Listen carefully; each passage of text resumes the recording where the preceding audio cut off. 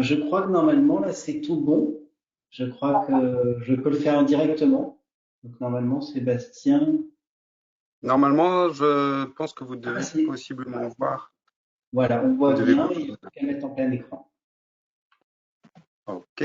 Donc, merci de m'accueillir pour cette présentation. Donc, je pense qu'il y a beaucoup d'éléments qui vont rejoindre avec ce qui a pu être dit avant et c'est plutôt bon signe. Donc, je vais essayer de faire plutôt court pour qu'on puisse après éventuellement discuter. Donc, bon, je reprends un petit peu sur les soins palliatifs. Qu'est-ce que c'est? Eh ben, c'est compliqué parce que concrètement, les soins palliatifs, j'ai mis une grande variabilité et subjectivité de ce que sont les soins palliatifs. Les soins palliatifs, on y met un peu chacun ce qu'on veut, d'une certaine manière. Il y a la définition, et puis il y a intrinsèquement ce qu'on va considérer comme étant les soins palliatifs et ce qui va avoir un impact assez important et assez majeur sur la sollicitation et l'abord qu'on va avoir sur ce plan-là auprès auprès de la prise en charge. Et en effet, ça se résume assez bien sur une phrase que j'aime beaucoup, qui est Hope for the best and prepare for the worst. C'est exactement ça. Ça concerne les patients qui sont porteurs d'une maladie grave, évolutive ou terminale. Et je l'ai mis aussi très clairement, pas uniquement les derniers jours de vie. Pourquoi? Parce que dans les objectifs de prise en charge dans la démarche palliative, on a quand même pas mal de choses qui prennent du temps, en fait, qui vont demander du temps sur plusieurs semaines, voire plusieurs mois, pour arriver à être pertinent et à être cohérent et pertinent. Voilà. Donc des soins actifs, en effet, dans l'approche globale de la personne. Et donc l'amélioration de la qualité de vie, c'est l'objectif principal, douleur physique, la souffrance psychologique, spirituelle et l'anticipation. En gros, ça va être vraiment ça, ça va être l'amélioration de la qualité de vie et l'anticipation de l'aggravation de la maladie. Avec sur le plan médical une démarche qui reste commune à toutes les spécialités, qui est partir de ce que l'on peut ou doit faire et adapter à la clinique et aux souhaits du patient. Clairement, et c'est vraiment les deux aspects qui vont constituer les éléments de réflexion et de prise en charge et les échanges avec les familles et le patient. Alors oui, mais quand? Eh ben ça aussi. Donc je reprends un petit, il y a le parcours du patient porteur d'une insuffisance cardiaque avancée. Concrètement, on peut partir du besoin du patient avec soit sur un versant des symptômes, donc la douleur, la dyspnée, l'altération thymique, la perte d'autonomie, la perte de sens aussi. Concrètement, quand on a des patients qui sont frequent flyer et qui passent un tiers du temps à l'hôpital, qui ont du mal en fait à avoir le plaisir à prendre, à se lever le matin en se disant que potentiellement ils vont être réhospitalisés dans 10 jours. Euh, c'est des questions de perte de sens qu'on a assez fréquemment. Des éléments de discussion avec les familles, avec les patients aussi sur la réflexion et la rédaction des directives anticipées, on en a parlé. Et les fiches SAMU-PALIA que vous avez là en bas, qui est un petit peu petite, mais en gros, ça va être le besoin, par exemple, du patient qui va rentrer à domicile et pour qui on a besoin d'avoir un plan de prise en charge un petit peu établi sur ce qui peut se passer, ce qui va se passer à la maison. Et que ce soit les directives anticipées qui seront rédigées ou pas d'ailleurs, mais au moins dans la discussion et cette fiche SAMU-PALIA, ça va permettre, c'est des prétextes en fait pour aborder avec le patient concrètement au plus près ce qu'il souhaite pour lui-même et de s'assurer finalement que ces éléments-là, ils ont été entendus et compris par la famille et qui sont en cohérence avec ce qui est possible de faire et ce qui est adapté de faire médicalement. Si on se place sur les besoins de la famille, ça va être l'épuisement, les questions multiples, les besoins psychologiques, organisationnels, les répits, etc. Bref, on se rend compte que dans la zone grise qu'on voit sur le schéma en bas à droite, eh ben, on a quand même pas mal de patients qui cochent pas mal de cases, entre guillemets, sur ces besoins. Et c'est assez bien repris je pense que c'est après sur le palliatif que j'ai repris aussi, qui est un bon élément pédagogique en fait, puisque ça permet quand on a un doute en fait, ça permet de s'appuyer là-dessus et éventuellement la meilleure option, ça reste quand même de décrocher le téléphone, d'appeler le confrère palliatologue, d'en discuter, de voir si c'est pertinent, s'il y a un réel besoin, comment est-ce qu'on le planifie, à quelle échéance, avec qui, avec le psychologue, l'infirmière, le médecin, avec uniquement le médecin et l'infirmière, l'assistante sociale, etc. Ça permet aussi d'anticiper. Concrètement, 80% des patients qui sont dans une situation d'insuffisance cardiaque avancée et puis palliative, nous, on va être sollicité sur 20% des patients, essentiellement sur les situations complexes, les symptômes éthiques, l'entourage, en dehors des autres éléments qui peuvent faire venir solliciter une équipe spécialisée, comme les critères de fragilité, la cinétique d'évolution rapide de la maladie. Les difficultés d'équipe aussi. On intervient assez fréquemment sur. En fait, c'est plutôt sain de pas tous être d'accord. On intervient nous en tant que tiers, où il n'y a pas forcément du coup l'implication émotionnelle d'une prise en charge qui se serait écoulée sur plusieurs mois, avec une certaine neutralité, je dirais, et peut-être aussi des fois un regard qui peut être un peu décalé et qui permet des fois de sortir de situations qui sont vraiment compliquées, notamment sur le plan de l'accompagnement des familles, etc. Donc le palliatisme, on en a parlé. Voilà. Par qui? Alors, les soignants habituels du patient, évidemment. On peut faire du soin palliatif sans le nommer, et on peut ne pas faire de soins palliatifs en le nommant, hein, en gros. Mais 80% des patients 80% des prises en charge palliatives vont être effectuées par les soignants habituels du patient. Et dans le maillage des soins palliatifs en France, j'en ai mis plusieurs, hein. Il y a les unités de soins palliatifs qui vont être vraiment dédiées aux situations les plus complexes sur le plan des symptômes, notamment, ou de l'accompagnement familial. C'est des unités court séjour, hein, donc c'est vraiment en aigu, on va dire, et avec, par exemple, des prises en charge symptomatiques vraiment délicates qui vont nécessiter des thérapeutiques spécifiques. Les équipes mobiles de soins palliatifs, donc c'est souvent le premier lien en fait que le patient va avoir en service de cardiologie. Elles sont intra et extra-hospitalières. Ça, c'est un gros avantage, hein, c'est-à-dire que le patient, il peut être vu dans son service référent en cardiologie, et puis on sait que le patient va sortir, par exemple, dans une semaine. On poursuit la prise en charge en prenant un rendez-vous en disant on vient vous voir une semaine après votre sortie pour faire le point, vraiment dans l'objectif de limiter le plus possible les réhospitalisations pour symptômes et d'essayer d'anticiper les besoins en aide. Et de voir aussi en fait la réalité de où vit le patient, dans quelles conditions, avec quel étayage, quel est l'environnement familial, etc. C'est vraiment une mine d'informations. Les réseaux, les lits identifiés soins palliatifs, j'en parle parce que ça va être c'est une bonne indication pour des patients qui vont plus forcément être en aigu, qui vont pas forcément pouvoir rentrer à la maison tout de suite, qui ont besoin encore d'une surveillance sur les thérapeutiques, notamment symptomatiques, sur des unités qui sont pas des courts séjours, donc plusieurs semaines potentiellement, avec éventuellement de la réadaptation, de la rééducation. Ça permet aussi de faire un petit peu tampon justement entre le domicile ou l'EHPAD et les unités court séjour.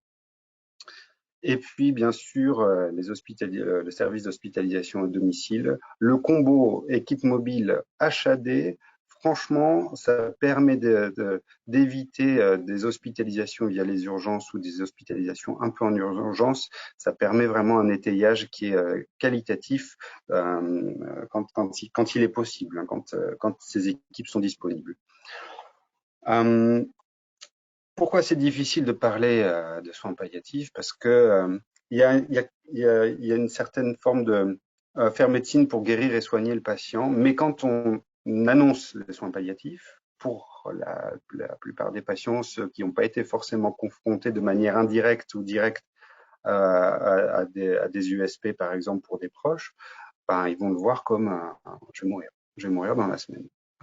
C'est donc, ça peut aussi faire violence auprès du patient et c'est vraiment un moment clé, en fait, où on va devoir expliquer, en fait, toute la démarche, comme quoi il n'y a pas de volonté, par exemple, d'écourter la vie, comme quoi on est vraiment là dans l'objectif d'améliorer la qualité de vie des gens.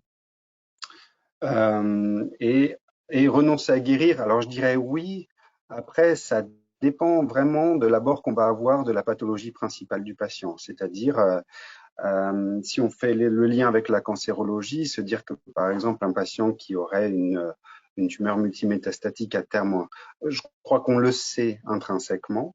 Mais du coup, pourquoi j'en parle? Parce que le risque, il peut être de faire cette annonce de soins palliatifs dans un objectif de vouloir expliquer au patient qu'en gros, ben, là, il va mourir très prochainement.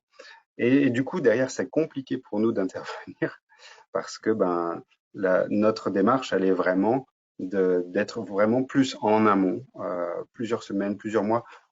Typiquement, la prise en charge idéale, c'est le patient qui va avoir 2, 3 hospitalisations, 4 hospitalisations dans le service à peut-être 3 semaines, un mois d'intervalle avec un vrai étayage et qui, en effet, à un moment donné, potentiellement ne pourra plus rentrer et on saura que là, on s'engage sur une prise en charge terminale. Donc c'est vrai que c'est tout, en fait c'est pas compliqué de parler de soins palliatifs, c'est compliqué de parler de tout ce que implique la dégradation et la perspective d'évolution de la maladie pour le patient et pour sa famille. Et c'est des situations sur lesquelles on est aussi amené fréquemment à intervenir pour pouvoir aider en fait et pour pouvoir apporter certes des choses qu'on ne fera plus ou différemment et ce qu'on pourra proposer d'autres en fait dont on n'a pas forcément conscience.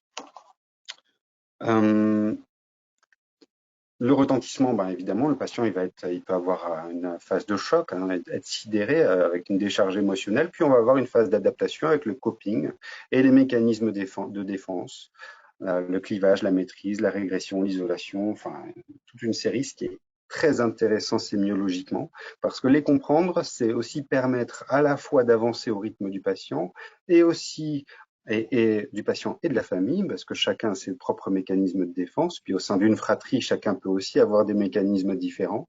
Donc les identifier, ça va vraiment permettre de les accompagner, de les faire avancer, de les faire comprendre ce en quoi c'est difficile pour eux sur le moment, pour mieux les aider en fait. Et donc, comment en parler? Ben, en respectant le rythme du patient. Si on est sollicité, nous, par exemple, sur l'équipe mobile d'accompagnement et de soutien, ben, ma foi, c'est pas grave. Si on intervient sur un patient qui est douloureux et qu'on intervient en tant qu'équipe mobile, voilà, de prise en charge de la douleur, le côté soins palliatifs, il faut qu'il soit quand même bien amené, dans le sens où, en effet, il peut être source d'incompréhension ou de choc de la part du patient. Donc, on va vraiment à son rythme. Il y a un moment où on peut aussi l'aborder. Ça fait partie vraiment de la discussion. Avec des conditions de facilitant l'entretien. Alors, c'est vrai qu'on va facilement aller voir les patients dans leur service, dans leur chambre, initialement, puis après à la maison, comme on en parlait, en prenant le temps, en posant des questions ouvertes, en voulant aussi savoir jusqu'où le patient souhaite être informé. En fait, c'est surtout se tenir à disposition de pouvoir répondre aux questions à partir du moment où le patient est prêt à les poser. Ce qui n'est pas forcément le cas de la famille non plus. Donc c'est vraiment des différentes chronologies à respecter, on va dire. Les infos claires, simples, adaptées évidemment, et puis la principale difficulté, mais aussi du coup le principal levier, c'est vraiment quand on arrive finalement à mettre un peu tout le monde sur la même longueur d'onde, que ce soit le patient ou sa famille, ou ses enfants, ses frères et sœurs, ses parents, peu importe, que tout le monde fasse quand même face à à la même réalité. C'est un peu l'objectif, le défi même des fois. Et puis échanger avec les autres membres de l'équipe, hein. Clairement, c'est une évaluation pluridisciplinaire en fait. On n'a pas le même regard tous en tant que soignants. On n'a pas le même contact, on n'a pas le même temps d'impliquer les mêmes moments, etc. Donc c'est vraiment global en échangeant avec les autres membres de l'équipe. Et pour tout ça, eh ben, ça demande du temps. Quelques éléments sur quelques aspects sur les éléments législatifs, parce que les directives anticipées, on va être sollicité assez fréquemment justement dans un objectif de rédaction. Alors, c'est quoi les directives anticipées? C'est vraiment un prétexte. C'est le prétexte pour pouvoir aborder avec le patient ce qu'il souhaite, ce qu'il ne souhaite pas, que ce soit utile, que ce soit cohérent. En fait, une directive anticipée qui est remplie, je caricature, mais par la famille qui dit ce qu'elle veut pour le patient, Sans avoir discuté avec un médecin de ce qui est faisable et pas faisable, elle sert à rien en fait. Par contre, le fait que le patient n'ait pas forcément été jusqu'à rédiger et signer des directives officielles, mais pour qui on a eu plusieurs sessions de 1 heure, par exemple, à chaque fois, où on a à la fin un projet de soins qui est vraiment en cohérence, l'objectif, c'est établir un contrat, en fait, dans lequel tout le monde s'y retrouve et où le patient a compris les enjeux. Et où on a quelque chose qui, je dirais pas tranquillise tout le monde, mais on sait où on va. Donc ça prend du temps, ça aussi. Euh, et euh, et c'est c'est obligatoire d'informer le patient sur le fait qu'il peut, c'est pas obligatoire de le rédiger. Et quand on essaye d'avancer là-dessus, on comprend très bien pourquoi c'est pas, pourquoi il faut pas que ce soit obligatoire, parce que arriver à aboutir au fait que le patient le signe, eh ben c'est pas si évident. Et finalement, si on a pu échanger pendant de longs moments avec le patient pour avoir une bonne idée de ce qu'il souhaite, eh ben, on est en cohérence avec le projet de prise en charge proposé.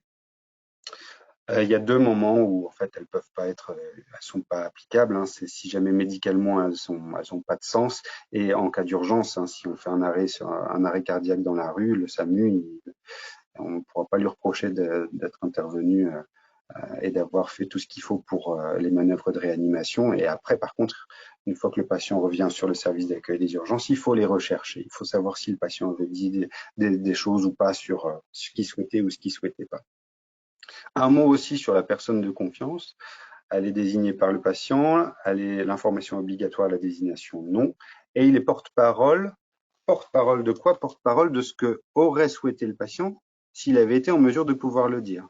Donc, en soi, le côté porte-parole, il n'est valable que si le patient n'est plus en mesure de s'exprimer pour lui-même. C'est important parce que on a des fois des.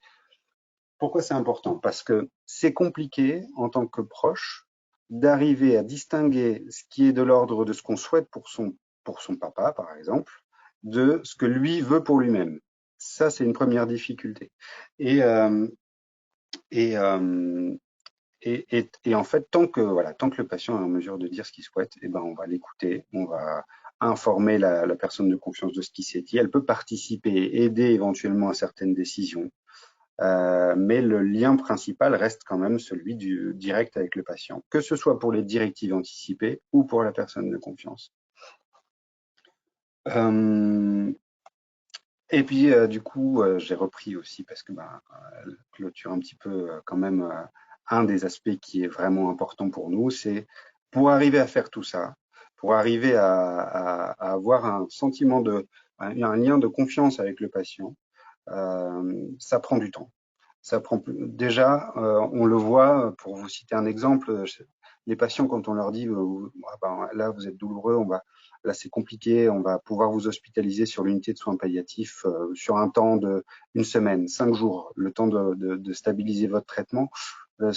Côté soins palliatifs, il pique un peu entre guillemets. Et puis finalement, ils arrivent dans le service, ils se rendent compte que c'est un service de médecine avec quand même un bon étayage sur le plan du personnel, avec la psychomotricienne, la kiné, la musicothérapeute, etc. Enfin, avec tout un panel de professionnels et ils dédramatisent en fait le côté soins palliatifs. Euh, Ce qui fait que quand ils rentrent à la maison, derrière, ils ont suivi par l'équipe mobile, ils savent où ils reviennent si à un moment donné, par exemple, la douleur devient ou la dyspnée devient difficile à gérer. Typiquement, ça va être des patients pour qui on va avoir une alternance d'hospitalisation entre l'USP et la cardiologie, en fonction des besoins. Si par exemple, on a une patiente qui est en détresse morale parce qu'elle y trouve plus le sens et puis parce qu'elle a vraiment besoin d'un étayage à ce niveau-là, on va plutôt privilégier l'hospitalisation sur l'USP. Si on est sur une problématique purement cardiologique, eh ben ça a tout son sens que le patient aille dans son service de référence. Donc, c'est vraiment une prise en charge commune, en fait. Hein, qui doit être initié relativement tôt si on en attend les objectifs qui sont vraiment l'amélioration de la qualité de vie.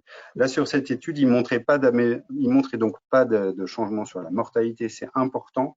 On n'est pas là pour raccourcir la vie des gens, si voilà. Mais sur le taux de réhospitalisation, je pense que vraiment le levier, c'est l'HAD équipe mobile extra, qui peut vraiment permettre un étayage qualitatif. Ça va permettre, si rencontrer un patient, disons, qui est déjà quasi plus communicant, en toute fin de vie, on va pouvoir apporter ce qu'on peut dans cet intervalle. Mais par exemple, pour des patients qu'on va suivre longtemps, s'ils ont une dépendance qui se majore, si les symptômes deviennent compliqués, ils ont tendance à s'interdire aussi des choses. Et par exemple, je pense aux vacances. Les gens, ils ne partent plus en vacances. Ben, on va pouvoir faire le lien avec des équipes mobiles et des USP qui sont à proximité de la plage, là où ils veulent aller, par exemple, pour si jamais à un moment donné il se passe quelque chose, qu'ils aient des équipes ressources qui connaissent déjà leur dossier et leurs problématiques, qui puissent les accueillir. Donc ça permet vraiment d'étayer la prise en charge.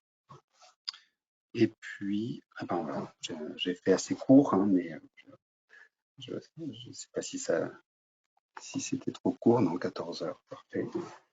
Merci Sébastien. Non, je pense que c'était vraiment bien et que les deux présentations se rassemblent. Je pense que ce qui est le plus important.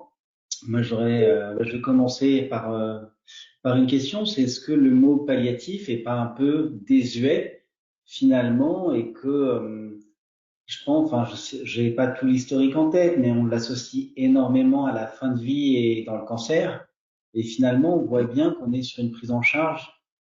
Presque, on pourrait appeler ça des soins parallèles, j'en sais rien, pour dire que c'est des soins qui méritent d'être faits en parallèle de tous les autres soins, parce que finalement, c'est des choses qu'on devrait prendre en compte chez tous les patients, c'est-à-dire la qualité de vie, les angoisses, discuter de la suite, etc.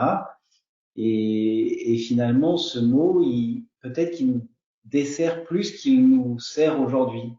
Je ne sais pas ton avis. Oui, alors en effet, je pense que ça rejoint le côté où il n'y a pas besoin d'être en toute fin de vie pour être soulagé. Clairement, ça doit être fait même des fois en cancérologie, des fois c'est débuté dès le diagnostic en fait, hein, une métastase qui vient comprimer, qui est douloureuse. Bon ben voilà, on commence dès ce moment-là. C'est historique en effet. Je pense que c'est dans les années 80, ça a été fait, ça a été mis en place. Les unités de soins palliatifs, clairement, c'était des unités de fin de vie. On y rentrait, on n'en sortait pas, quoi. Enfin, mais c'était aussi dans un contexte où la fin de vie, c'est à la base, c'est des anesthésistes hein, entre autres, hein, qui à force de voir des situations de fin de vie vraiment compliquées, se sont dit il va falloir qu'on change les choses. Il y a le professeur Aubry à Besançon aussi qui fait partie des pionniers. Euh, et donc du coup, le côté soins palliatifs, la médecine palliative en tout cas, elle a vraiment évolué sur ces 40 ans. Et avec un virage qui a été fait, je pense, il y a 15 ans, un peu, sur la prise en charge palliative précoce. Sur le frein, je pense en effet que le principal frein sur le côté soins palliatifs, c'est si on y voit le côté terminal. Si le côté soins palliatifs il est associé à la phase terminale, ben en fait on sera sollicité qu'en phase terminale. Donc c'est une vraie question, c'est est-ce qu'il faut changer le nom pour pouvoir moi à titre personnel l'objectif c'est de voir les patients quand ils en ont besoin. C'est pas d'être sollicité absolument en tant que soin palliatif, quoi. Enfin, je préfère à la limite être sollicité en tant qu'équipe douleur et après auprès du patient lui expliquer ce que c'est que la prise en charge palliative. Ça se fait très bien, hein. Enfin, je veux dire, mais c'est une vraie question. C'est C'est une une vraie réflexion question. un peu plus profonde même, qui dépasse peut-être la cardiologie, mais on voit bien les dérives de la médecine à l'acte. On voit bien que les gens se tournent aussi vers peut-être plus d'humains et sans nommer toutes les professions autour, les naturopathes, enfin, où les gens ont besoin de discuter, peut-être d'avoir une prise en charge plus spirituelle ou plus globale, je ne sais pas quel terme utiliser, et que finalement, ça, c'est peut-être une des vraies lacunes qu'on a dans notre cursus de ce que Marie-France a très bien décrit, de technicien, d'avoir une spécialité très technique, très active, et qu'on en oublie une part importante de ce qui fait même le confort et le bien-être des gens. Mais du coup, ça rejoint quand même aussi quelque chose qui est que les soins, enfin, ça, c'est en fait, ça se fait en onco, en réa, en pneumo, dans toutes les spécialités en fait. Sur pour faire le lien avec l'oncologie, en fait, ça va être très tributaire de, comme on disait un peu plus tôt, de la manière dont on va voir les soins palliatifs. On a des fois des confrères ou des consoeurs avec qui ça va être d'emblée dès le diagnostic C'est cet aspect-là qui peut être un frein, en effet, je pense. Mais après, quand on travaille la collaboration et que on voit qu'en fait, on parle de la même chose à la fin, ça permet de travailler plus précocement. Ouais, c'est vrai qu'on pourrait appeler ça des soins d'accompagnement. Je pense que, ouais, ça... En tout cas, moi, je présente que ça à mes patients, hein. Ouais. Mm. C'est vrai que ce Moi, je serait. suis intéressée par le Samipalia. Le Samipalia, c'est purement Lyon ou, parce que nous, on a un autre système pour notre famille. Le Samipalia, vous avez parlé du Samipalia, c'est-à-dire les patients qui ont des pathologies chroniques comme ça, ou un cancer évolutif. Donc, comment ça se présente? Les équipes du SAMU, elles ont son ordinateur, comment ça se passe? En fait, bah, je peux vous dire comment on fait sur Lyon. On la rédige. Alors, ça nécessite en général d'avoir largement discuté justement de qu'est-ce qui se passe si à la maison, par exemple, si à un moment donné, une question typique, mais si à un moment donné, ben, l'extracteur à oxygène suffit plus et que vous vous retrouvez en difficulté pour respirer, est-ce que vous souhaitez que la prise en charge elle soit maintenue quand même à la maison, quitte à ce que on aille jusqu'à une sédation, par exemple, ou est-ce que vous souhaitez être transféré sur un service de médecine ou via les urgences, etc. C'est toutes des questions quand même assez précises hein, auxquelles on va devoir répondre. Et puis, on y fait figurer les équipes ressources, les services de repli pour justement essayer d'éviter les passages via les urges. Une fois que c'est rempli et que le patient est d'accord avec ce qui a été marqué, on le transmet au SAMU en fait, directement. Moi, je le fais par mail. Ah ben, on a la même chose, en fait. On appelle ça des patients remarquables chez nous. Donc, voilà. Ça permet aussi, mine de rien, pour les smuristes, de savoir qu'ils vont pas forcément intervenir sur une sédation, entre guillemets, pour détresse respiratoire chez quelqu'un pour qui ça a été borné, c'est ce qu'il souhaite, il souhaite pas aller à l'hôpital. C'est un bon motif de sollicitation. Si l'HAD peut pas se déplacer, s'il y a personne, en fait, la détresse respi pendant 3 heures, c'est pas quelque chose qu'on souhaite pour quelqu'un en termes de fin de vie à la maison.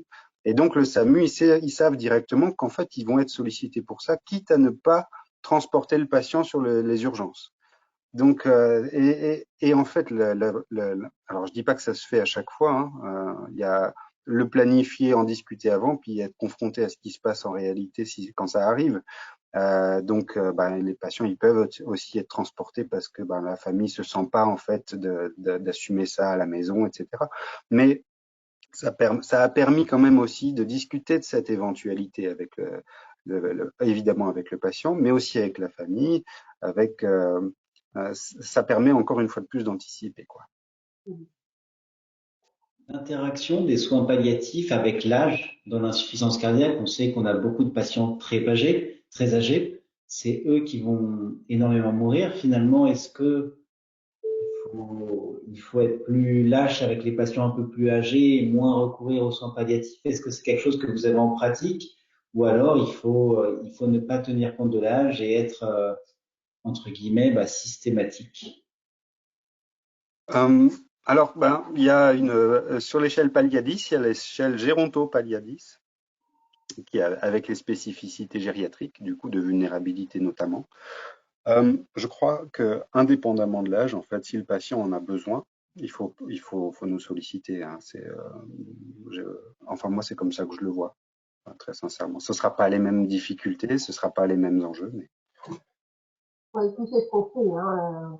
On appelle les soins palliatifs dès qu'il y a un besoin, en fait, quel que soit l'âge du patient. après, il y aura possiblement aussi un travail avec l'équipe mobile de gériatrie sur des problèmes. Je suis pas gériatre, hein, à titre personnel, donc, mais par contre, sur tout l'aspect symptomatique et notamment symptomatique complexe, c'est là où on va vraiment pouvoir aider. Une dernière question, peut-être pour Marie-France, mais pas seulement, sur l'autoprescription à domicile de traitements de confort. C'est vrai que notamment des diurétiques, peut-être en je sais pas si c'est des choses qui peuvent se faire un peu comme il pourrait y avoir avec des morphiniques, des choses qui pourraient alléger des symptômes plus spécifiques de l'insuffisance cardiaque. Est-ce que c'est quelque chose Donc, vous avez l'expérience. On a parlé un peu des inotropes, mais c'est vrai que c'est plus en continu. Mais des choses un peu des bolus de traitement. Là, je pense que quand tu penses à ça, il faut mettre le type d'hospitalisation d'HAD sur le coup, quoi. Parce que eux vont avoir les prescriptions anticipées, eux vont pouvoir demander à l'infirmière d'injecter, eux vont... Donc, nous, ça nous est arrivé quelquefois, mais avec des équipes d'HAD, en fait. C'est pour répondre aussi à ta question, Guillaume, ce qui peut être mis en place, c'est en effet des PCA, par exemple. Et en effet, ce sera l'HAD, mais PCA de morphine, chez le patient qui a des crises d'angoisse assez importantes, ou notamment quand il est en difficulté respiratoire, on peut mettre aussi des PCA de midazolam, qui a l'avantage d'agir assez vite. Là où ça peut être compliqué sur quelque chose qui serait de l'ordre de l'automédication, c'est dans la gestion, en fait. C'est que les gens, ils veulent être soulagés, mais pas forcément. En fait, plus le patient va être précaire, plus la marge thérapeutique pour favoriser l'éveil et l'échange et limiter la iatrogénie, elle va être étroite. Donc, notamment sur les morphiniques ou les benzos, on est des fois à quelques milligrammes par jour près, enfin, donc, ou même en interdose. Donc, je pense que ça nécessite en effet l'HAD plus équipe mobile pour avoir un suivi rapproché à ce niveau-là.